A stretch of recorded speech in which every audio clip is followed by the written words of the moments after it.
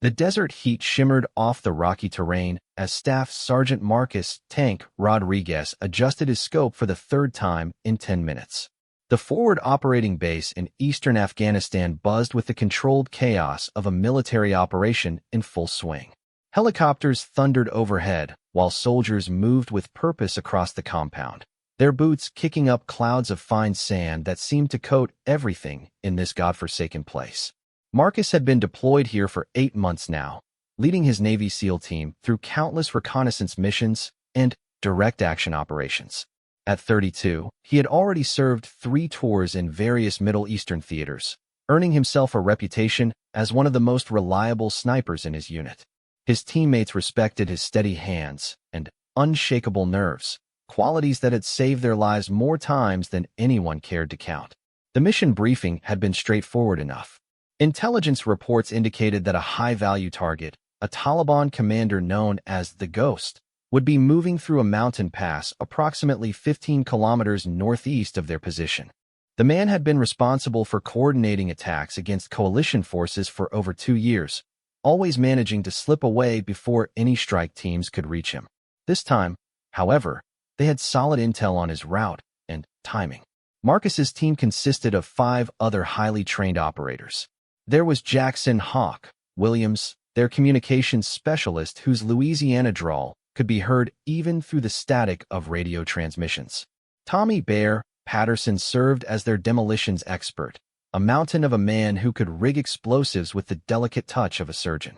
Kevin "Ghost" Thompson handled close-quarters combat and was ironically nicknamed after their current target.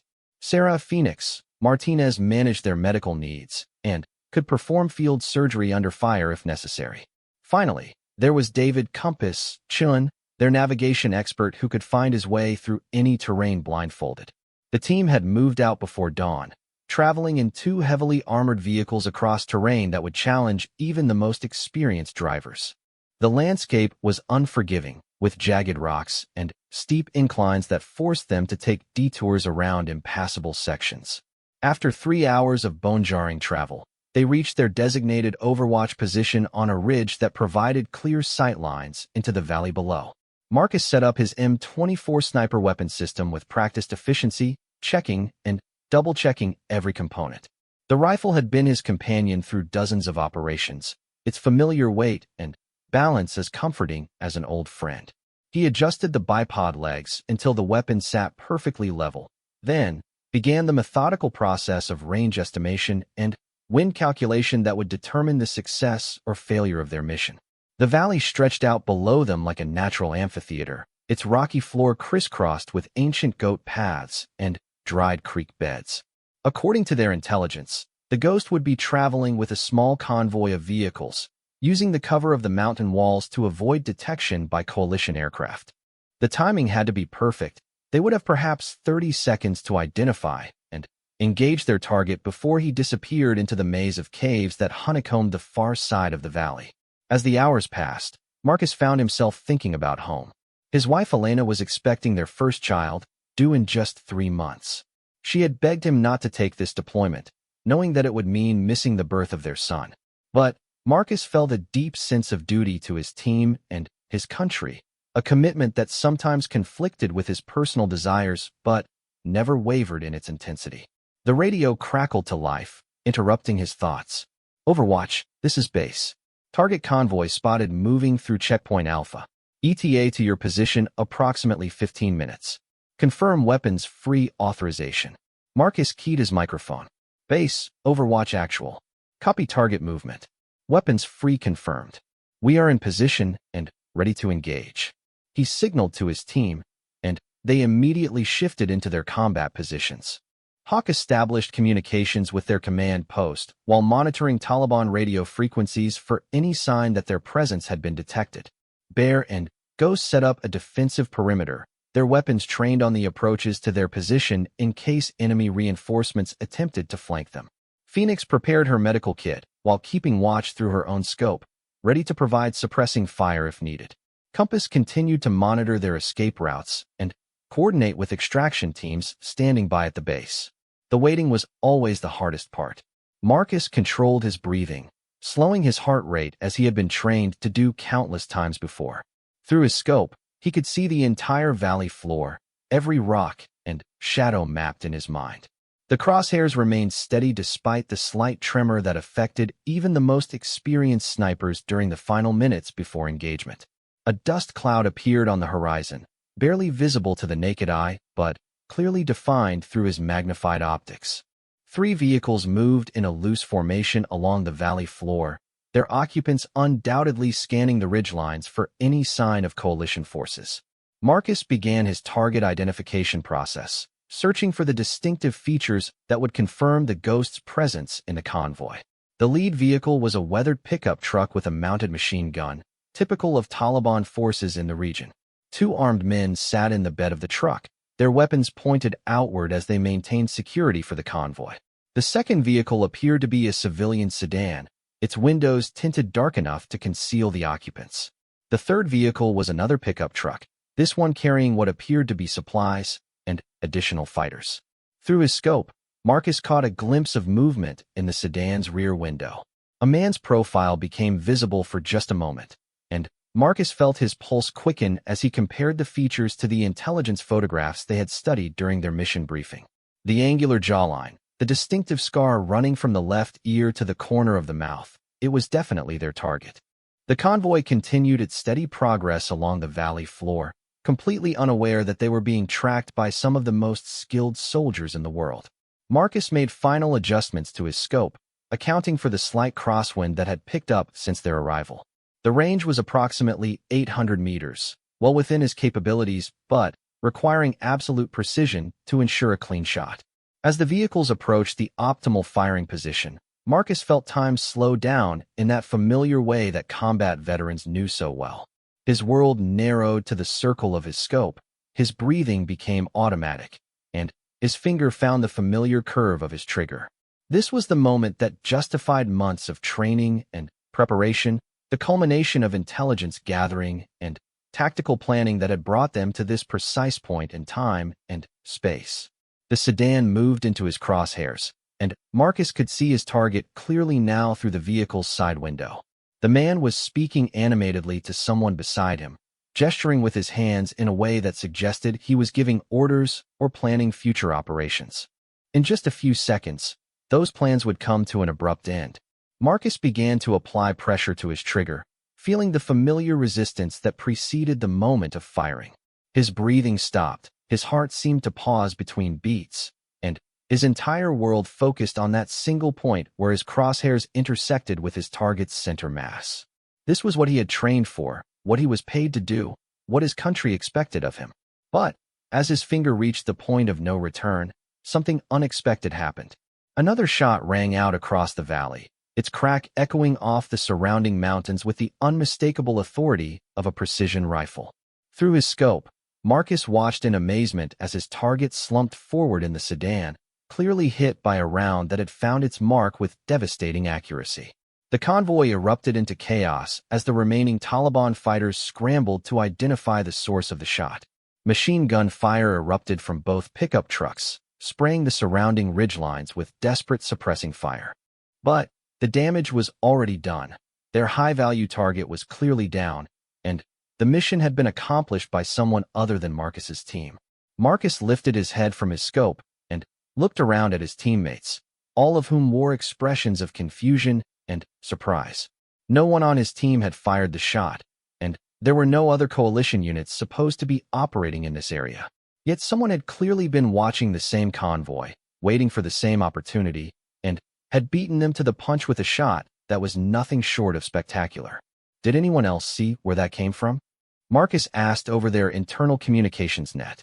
His team members all shook their heads, equally puzzled by the turn of events.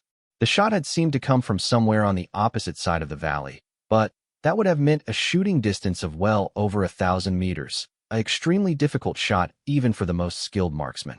Hawk was already working his radio, trying to contact their command post for clarification. Base, Overwatch. We have eyes on target vehicle. Target appears to be down, but the shot did not come from our position. Request immediate clarification on other friendly units in the area. The response came back quickly, filled with the same confusion that Marcus's team was experiencing. Overwatch, base. No other coalition units operating in your sector. Confirm target status, and maintain Overwatch until we can determine source of engagement. Through his scope, Marcus continued to watch the Taliban convoy as they attempted to organize some kind of response. The fighters from the pickup trucks had dismounted and were spreading out across the valley floor, their weapons trained on the ridgelines as they searched for threats.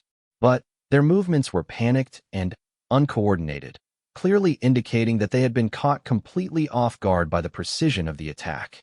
The sedan sat motionless in the middle of the convoy, its driver apparently trying to decide whether to continue forward or retreat back the way they had come. Through the vehicle's rear window, Marcus could see that their target had not moved since being hit, suggesting that whoever had taken the shot had achieved the mission's primary objective with a single, perfectly placed round. As the minutes passed, Marcus found himself increasingly curious about the identity of the mystery sniper. The shot had been taken from an extremely difficult position, requiring not only exceptional marksmanship skills, but also the ability to remain completely concealed while operating in hostile territory. Few people possessed the training and equipment necessary to make such a shot, and even fewer would be operating independently in this region without coordination with coalition forces. The Taliban fighters eventually gave up their search and loaded their fallen commander into one of the pickup trucks before retreating rapidly toward the far end of the valley. Marcus tracked their movement through his scope until they disappeared into the network of caves and tunnels that made this region such a challenging area for military operations. With the immediate tactical situation resolved, Marcus's team began the process of packing up their equipment and preparing for extraction. But the question of who had taken that shot continued to gnaw at him. In his 8 months of deployment, he had never encountered another sniper operating in their area of operations, and the level of skill demonstrated by the unknown marksman suggested someone with extensive training and experience. As they loaded their gear into their vehicles for the return trip to base, Marcus found himself scanning the opposite ridgeline through his binoculars, searching for any sign of the mysterious sniper who had completed their mission for them. But the rocky terrain revealed no secrets, maintaining the same austere silence that had characterized their entire deployment in this unforgiving landscape. The drive back to base gave Marcus time to process what had happened and consider the implications. Whoever had taken that shot had not only possessed the skills necessary to make an extremely difficult shot, but had also been in position at exactly the right time and place to intercept their target. This suggested a level of intelligence and tactical awareness that went far beyond simple opportunistic shooting. By the time they reached their forward operating base, word of the successful mission had already spread throughout the command structure. But rather than the usual congratulations and debriefing that followed a completed operation, Marcus and his team found themselves facing a series of pointed questions about the circumstances surrounding the engagement. Colonel Harrison, their commanding officer, was waiting for them in the operations center when they arrived. His expression was serious as he gestured for Marcus to join him in a private conference room adjacent to the main operations floor.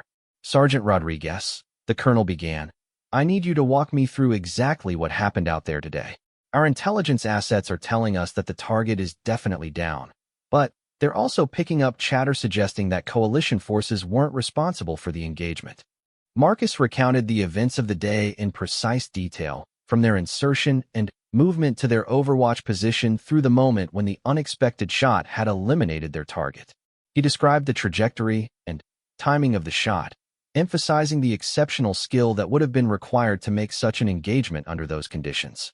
Colonel Harrison listened intently, taking notes and occasionally asking for clarification on specific points. When Marcus finished his account, the colonel sat back in his chair and considered the implications of what he had heard. "Sergeant, what you're describing suggests that someone else was tracking the same target we were, with access to similar intelligence and the capability to carry out precision sniper operations in hostile territory. The problem is, we have no record of any other coalition units authorized to operate in that sector." The colonel paused, seeming to weigh his words carefully before continuing. "There's something else you need to know. Our satellite imagery from the area shows movement on the ridgeline opposite your position, but whoever was there managed to avoid clear identification. We're dealing with someone who understands military surveillance capabilities and knows how to operate without detection. Marcus felt a chill run down his spine as the implications of the colonel's words sank in. Someone had been operating in their area of responsibility with the skills and equipment of a professional military sniper, but without any apparent connection to official coalition operations. The possibilities range from a black operations unit to foreign military involvement, none of which were particularly comforting to contemplate. As he left the debriefing, Marcus couldn't shake the feeling that this mission had been different from all the others. The precision of that shot, the perfect timing, the complete lack of any follow-up engagement, it all suggested a level of professionalism that he had rarely encountered even among his fellow special operations personnel. That night, as he lay in his bunk listening to the familiar sounds of the forward operating base around him, Marcus found himself staring at the ceiling and wondering who had been watching them through their own scope that day. Somewhere out there in the Afghan mountains, another sniper was probably doing the same thing, perhaps equally curious about the Navy SEAL team that had been in position to witness their work. 3 days after the mysterious sniper incident, Marcus found himself assigned to a joint operation with elements from the 75th Ranger Regiment and a classified special operations unit that had recently arrived at their forward operating base. The new unit kept to themselves, operating out of a separate compound within the larger base perimeter, and their personnel wore no identifying patches or insignia beyond basic rank structures. The mission briefing took place in a secure conference room that Marcus had never seen before, deep within the command complex, and accessible only through multiple security checkpoints. As he entered the room, he immediately noticed the sophisticated communications equipment and digital displays that suggested this operation carried a higher classification level than his usual assignments. Colonel Harrison was present, along with several other officers that Marcus didn't recognize. But what caught his attention was the presence of a figure seated at the far end of the conference table, wearing the distinctive uniform of the mysterious Special Operations Unit. The person was studying a detailed topographical map, making notes with the precise movements of someone accustomed to planning complex military operations. As the briefing began, Marcus learned that intelligence assets had identified a network of Taliban safe houses in a remote mountain valley, approximately 40 kilometers from their current position. The area was known to be heavily defended, with multiple fighting positions carved into the rocky terrain and an extensive tunnel system that allowed defenders to move between positions without exposure to coalition aircraft. The mission would require a coordinated assault involving multiple insertion points and precise timing to prevent the enemy from escaping through their underground network. Marcus's SEAL team would be responsible for establishing overwatch positions on the eastern ridge, while the Rangers would conduct the primary assault from the valley floor. The Special Operations Unit would handle what the briefing officer described as additional reconnaissance and target acquisition. As the operational details were discussed, Marcus found himself glancing repeatedly at the figure from the classified unit. Something about their posture and the way they studied the terrain maps suggested a level of familiarity with sniper operations that immediately caught his professional attention. When the person occasionally looked up from the maps, Marcus caught glimpses of alert, intelligent eyes that seemed to take in everything around them. After the main briefing concluded, the various unit leaders broke into smaller groups to coordinate their specific roles in the operation. Marcus was discussing insertion routes with his team when he noticed the special operations representative approaching their group. "Sergeant Rodriguez?" The voice was crisp and professional, with an accent that Marcus couldn't quite place. "I understand your team was involved in the operation 3 days ago where the high-value target was eliminated." Marcus nodded, immediately intrigued by the interest this person was showing in that particular mission. "That's correct. Though I have to say, it wasn't exactly what we expected." A slight smile crossed the other person's face. "No, I imagine it wasn't. The shot that took down the target was quite impressive, wasn't it? Approximately 1,000-meter engagement, with a crosswind of about 8 miles per hour and an elevation differential of roughly 300 meters. Marcus felt his pulse quicken. The details were absolutely accurate, but they were details that only someone who had been present during the engagement could have known. "You seem to know quite a bit about what happened that day." "I make it my business to know about precision shooting in this theater of operations.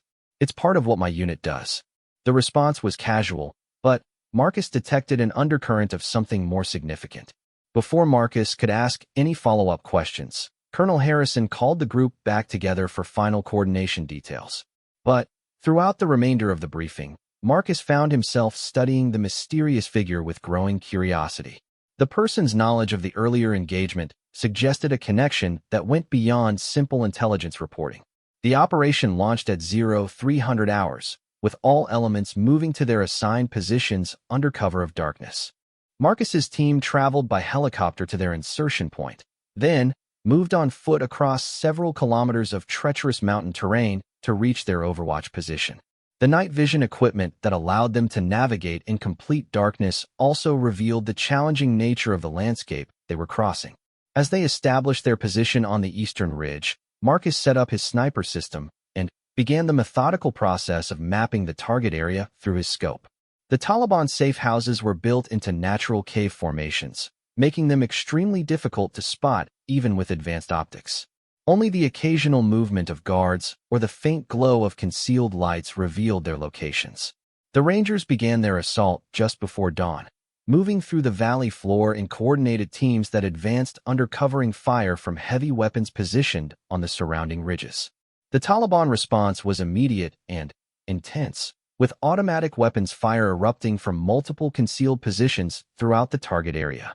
Through his scope, Marcus tracked individual enemy fighters as they moved between fighting positions, looking for high-value targets that would disrupt the Taliban defensive coordination.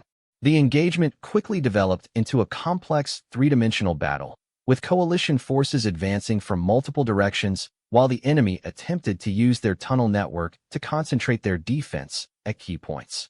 As the battle intensified, Marcus noticed movement on the ridge opposite his position. Through his scope, he could see a figure in coalition military gear establishing what appeared to be a sniper position overlooking the same area that he was watching. The person moved with the fluid efficiency of someone highly trained in precision shooting, and Marcus realized that this was likely the same mysterious sniper who had eliminated their target 3 days earlier. The fighting continued for over 2 hours, with both sides exchanging heavy fire across the rocky terrain. Marcus engaged several targets during this period, providing covering fire for the advancing Rangers while working to identify and eliminate Taliban leaders who were attempting to coordinate their defense. Each shot required careful consideration of range, wind conditions, and the tactical situation to ensure maximum effectiveness. During a brief lull in the fighting, Marcus's radio crackled with an unexpected transmission. The voice was the same one he had heard during the previous day's briefing, the representative from the Classified Special Operations Unit. Overwatch East, this is Eagle. I have eyes on a high-value target in the main cave complex, but I don't have a clear shot from my position. Can you confirm visual on the large cave opening at bearing 270 from your location? Marcus adjusted his scope to the indicated bearing and immediately spotted the cave opening in question. Through the entrance, he could see several figures moving around what appeared to be a communications setup. One of the figures matched the description of another high-priority target they had been briefed about during their pre-mission intelligence update. Eagle, Overwatch East. I confirm visual on target area. I have a partial sight line, but the angle is not optimal for engagement. What's your assessment? The response came back immediately. Overwatch East, I can take the shot, but I'll need you to provide a distraction. Can you engage the fighting position approximately 50 meters to the right of the cave entrance? That should draw their attention long enough for me to line up the shot. Marcus felt a surge of professional respect for whoever was speaking. The tactical assessment was sound, and the coordination showed exactly the kind of thinking that marked truly elite snipers. Eagle, confirmed. I'll engage the secondary position in 30 seconds. Call your shot when ready. Marcus shifted his aim to the indicated fighting position, where he could see 2 Taliban fighters manning a heavy machine gun that had been causing problems for the advancing Rangers. The range was approximately 900 meters, requiring careful calculation of bullet drop and wind drift. As he prepared to fire, he found himself thinking about the coordination he was providing for someone whose identity remained completely unknown to him. The shot was clean, taking out one of the machine gun crew and causing the other to abandon his position. Almost immediately, Marcus heard the distinctive crack of a precision rifle from the opposite ridge, followed by confirmed reports over the radio that the high-value target in the cave had been eliminated. Overwatch East, Eagle. Target down. Nice shooting on the distraction. That was exactly what I needed. Marcus keyed his microphone. Eagle, pleasure working with you. That was some impressive shooting on your part as well. The remainder of the operation proceeded smoothly, with the Rangers successfully clearing the remaining safe houses and capturing several lower-level Taliban operatives. As the sun rose higher over the mountain valley, the sounds of battle gradually died away, replaced by the organized activity of coalition forces securing the area and preparing for extraction. During the post-operation consolidation, Marcus finally got his first clear look at the mysterious sniper from the opposite ridge. The person was moving down from their position, carrying what appeared to be a high-end precision rifle system and wearing the unmarked uniform of the classified Special Operations Unit. Even at a distance, Marcus could see that the movements were those of someone completely comfortable with their equipment and environment. As the various elements prepared for extraction, Marcus noticed that the Special Operations personnel were maintaining their separation from the other units, boarding different aircraft, and following extraction procedures that kept their identities concealed. But just before boarding their helicopter, the sniper who had been coordinating with him during the engagement walked over to where Marcus was waiting with his team. Sergeant Rodriguez, I wanted to thank you for the coordination today. Your distraction shot was perfectly timed and made my engagement possible. The voice was definitely the same one he had been hearing over the radio, but now Marcus could see that it belonged to someone whose appearance didn't match what he had expected. Just doing my job, Marcus replied, trying to process the disconnect between the voice he had been hearing and the person he was now looking at. Though I have to ask, were you the one who took that shot 3 days ago? The one that eliminated our original target? A knowing smile crossed the other person's face. That's an interesting question, Sergeant. Let's just say that there are quite a few people operating in this theater who are very good at their jobs, and not all of them are who you might expect them to be. Before Marcus could ask any follow-up questions, the Special Operations team was boarding their extraction aircraft. But as the helicopter lifted off, Marcus caught one final glimpse of the sniper who had been coordinating with him throughout the operation. The person raised a hand in acknowledgement, and Marcus found himself returning the gesture with a growing sense of curiosity about what he had witnessed. Back at their forward operating base, the post-operation debriefing followed the familiar pattern of tactical analysis and lessons learned. But Marcus found himself distracted by questions about the identity and background of the mysterious sniper who had now been involved in 2 successful operations. The level of skill and professionalism he had witnessed suggested someone with extensive training and experience, but the secrecy surrounding their unit made any definitive assessment impossible. Colonel Harrison provided some additional details during the debriefing, explaining that the classified unit was conducting what he described as specialized reconnaissance operations in support of conventional forces. But the explanation raised more questions than it answered, particularly regarding the specific capabilities and mission parameters of these mysterious personnel. As the days passed following the joint operation, Marcus found himself paying closer attention to the activities of the classified unit within their base. Their compound remained off-limits to other personnel, and their members maintained a low profile when moving through common areas. But occasionally, Marcus would catch glimpses of them engaged in what appeared to be advanced training activities, including precision shooting practice at ranges that challenged even the most skilled marksmen. The mystery deepened when Marcus learned through unofficial channels that the classified unit had been involved in several other successful operations during their deployment, always working in coordination with conventional forces but maintaining their separate operational procedures and security protocols. The pattern suggested a level of capability and mission focus that went beyond typical special operations units. One evening, while reviewing intelligence reports in the operations center, Marcus encountered the unit's representative again. This time, the person was studying satellite imagery of potential target areas, making the same kind of detailed tactical assessments that Marcus recognized from his own mission planning processes. Working late tonight? Marcus asked, trying to sound casual while hoping to learn more about the mysterious operations. Always something to analyze, came the response. The terrain in this region presents some interesting challenges for precision shooting. Range estimation can be particularly difficult when you're dealing with elevation changes of several hundred meters. Marcus seized the opportunity to probe for more information. I imagine the shot 3 days ago presented exactly that kind of challenge. The elevation differential between the target and the shooting position would have required some complex calculations. The other person looked up from the satellite imagery with an expression that suggested both amusement and caution. You're very observant, Sergeant Rodriguez. Most people don't think about the technical aspects of long-range shooting. They just see the results and assume it was luck or natural talent. In my line of work, understanding the technical aspects is what keeps you alive, Marcus replied. And what I saw that day wasn't luck. It was the work of someone with serious training and experience. A moment of silence passed between them, and Marcus sensed that he was approaching the limit of what this person was willing to discuss about their operations. But then, unexpectedly, the mystery sniper made a decision that would change everything. Sergeant Rodriguez, there's something you should know about that shot.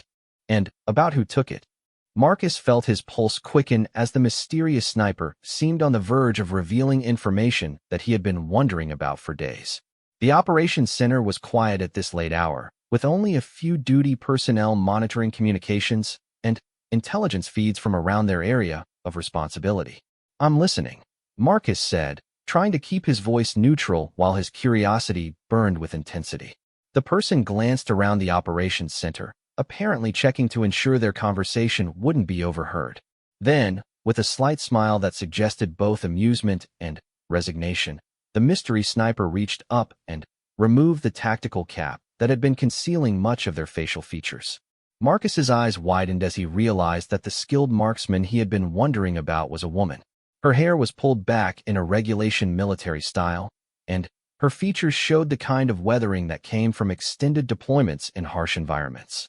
But what struck him most was the calm intelligence in her eyes, the same quality he had noticed during their coordination on the recent joint operation. Major Sarah Chun, Army Special Operations Command, she said, extending her hand in a gesture that was both professional and slightly conspiratorial.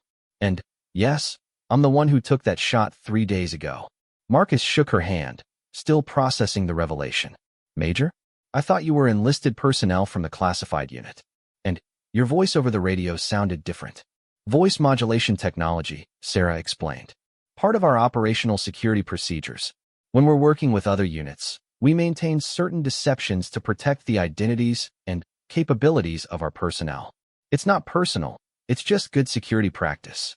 Marcus nodded, understanding the logic even as he continued to process the implications. So you're not just a sniper. You're a field-grade officer running classified operations. Among other things, yes. I'm the commanding officer of a specialized reconnaissance unit that focuses on high-value targets in complex terrain. We work independently most of the time, but occasionally coordinate with conventional forces when the mission requires it. Sarah moved to a secure workstation and pulled up a classified database that Marcus had never seen before. The display showed detailed information about Taliban and Al-Qaeda leadership throughout the region, including photographs, known associates, and movement patterns that were far more detailed than anything his unit typically received. The target you were assigned to eliminate 3 days ago was just one part of a much larger operation, Sarah continued. My unit has been tracking a network of enemy leaders for over 6 months, building intelligence packages and waiting for opportunities to disrupt their command structure. When we learned that your team was being tasked with the same target, I made the decision to coordinate our efforts. Marcus studied the intelligence display, recognizing several faces from previous mission briefings. But the level of detail and the connections between different enemy leaders painted a picture of Taliban organization that was far more sophisticated than he had realized. So you were already in position when my team arrived, he said, beginning to understand the tactical situation from a new perspective. We'd been tracking the convoy for 2 days, moving parallel to their route, and looking for the optimal engagement opportunity. When intelligence indicated that a SEAL team would be establishing overwatch in that valley, I decided to take advantage of the distraction your presence would provide. Sarah pulled up another display showing satellite imagery of the engagement area. Marcus could see his own team's position clearly marked, along with the location where Sarah had been positioned during the operation. The shooting angle and distance were even more impressive than he had initially realized. The shot was over 1,100 meters, with a significant elevation differential and variable wind conditions, Sarah explained. Not impossible, but definitely at the edge of what most people would consider practical engagement range. Marcus whistled softly, recognizing the exceptional skill required for such a shot. Even among Navy SEALs, few snipers would attempt an engagement at that range under those conditions. What kind of system were you using? Modified M24, with a custom barrel and specialized ammunition. My unit gets access to equipment that's not available to conventional forces. Sarah seemed to sense Marcus's professional interest and pulled up technical specifications on her workstation. The rifle has been accurized to sub-MOA performance out to 1,200 meters, and we use match-grade ammunition that's specifically loaded for our environmental conditions. As they discussed the technical aspects of long-range shooting, Marcus found himself developing a deep professional respect for Sarah's knowledge and experience. Her understanding of ballistics, environmental factors, and tactical applications was clearly the result of extensive training and real-world experience. How long have you been running this kind of operation? Marcus asked. 3 years in this theater, 8 years in special operations overall. I started as an intelligence analyst, then moved into field operations when the Army began expanding opportunities for women in combat roles. This unit was specifically formed to take advantage of capabilities that traditional male-dominated teams couldn't provide. Sarah brought up another display showing the organizational structure of her unit. Marcus was surprised to see that it consisted entirely of female personnel, each with specialized skills that contributed to their unique mission capabilities. The advantage of an all-female unit in this region is significant, Sarah explained. We can operate in areas and situations where male personnel would be immediately identified as foreign military. We can blend into civilian populations, conduct reconnaissance in urban areas, and approach targets from directions that enemy forces don't expect. Marcus was beginning to understand the broader implications of what Sarah was describing. So when you eliminated our target, it wasn't just about completing that specific mission. It was part of a larger campaign against the Taliban leadership structure. Exactly. And the joint operation we conducted yesterday was another piece of that puzzle. The high-value target I eliminated in the cave was the regional communications coordinator for Taliban forces in this area. His death will significantly disrupt their ability to coordinate operations over the next several months. As Sarah explained the strategic context of their recent operations, Marcus realized that he had been witnessing something much more significant than random sniper engagements.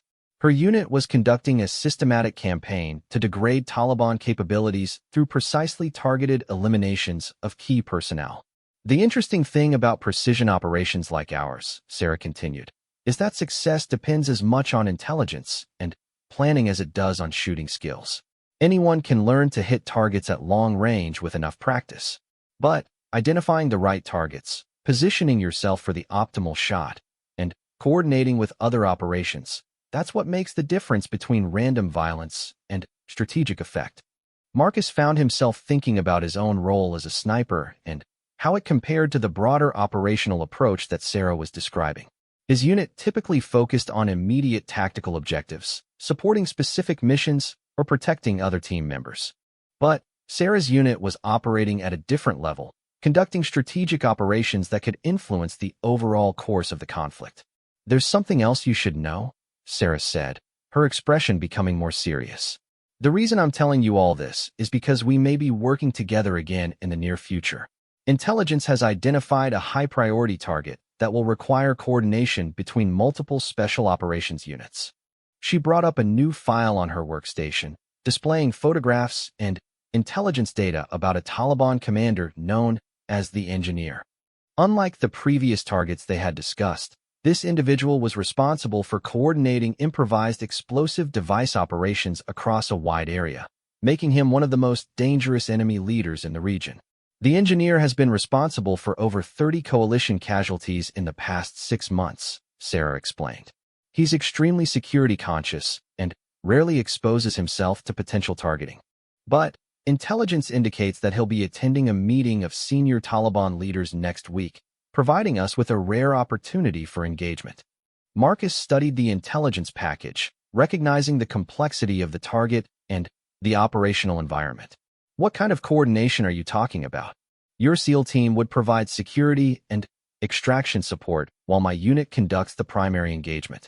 The meeting is scheduled to take place in a mountain compound that's heavily defended, requiring multiple approach routes and careful timing to ensure success. As Sarah outlined the preliminary mission parameters, Marcus realized that this would be far more complex than any operation he had previously participated in. The coordination between units, the intelligence requirements, and the tactical challenges would push both teams to their limits. When do we get the full mission briefing? Marcus asked. Tomorrow morning, 0800 hours. Same secure conference room where we met for the joint operation briefing. But this time, you'll be getting the complete picture from the beginning.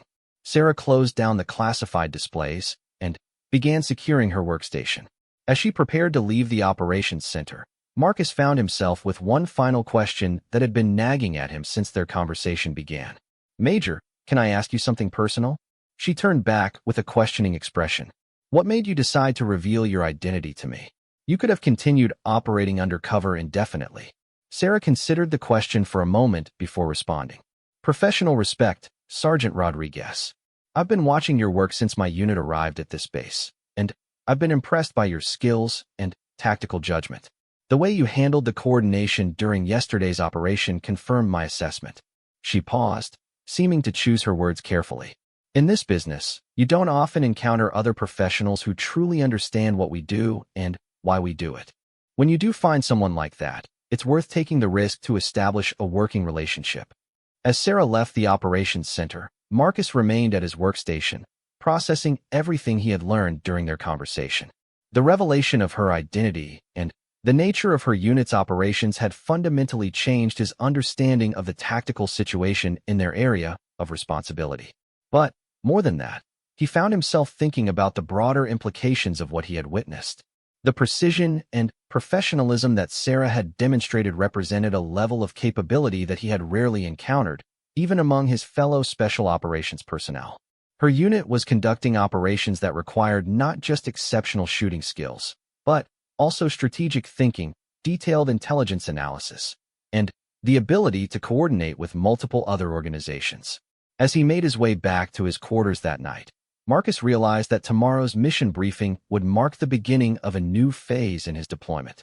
Working directly with Sarah's unit would expose him to operational methods and capabilities that would challenge everything he thought he knew about special operations. The next morning arrived with the familiar sounds of a military base coming to life. As Marcus prepared for the mission briefing, he found himself wondering what other surprises awaited him in the secure conference room. Sarah's revelation had opened a window into a world of special operations that he had never known existed, and he suspected that his education was just beginning. The secure conference room was fuller than it had been for previous briefings, with representatives from several different units and classification levels that Marcus had never encountered before. But when Sarah entered the room, now wearing her correct rank insignia and unit patches, Marcus felt a sense of anticipation about what they might accomplish together. The mission they were about to undertake would test both of their capabilities in ways that neither had experienced before. But as Marcus looked across the conference table at the skilled sniper who had answered his question about who took that shot, he felt confident that they had the expertise and determination necessary to succeed. The question that had started as simple professional curiosity had led to the discovery of capabilities and relationships that would define the remainder of his deployment. And, as the mission briefing began, Marcus realized that sometimes the most important answers come from asking the right questions at exactly the right time.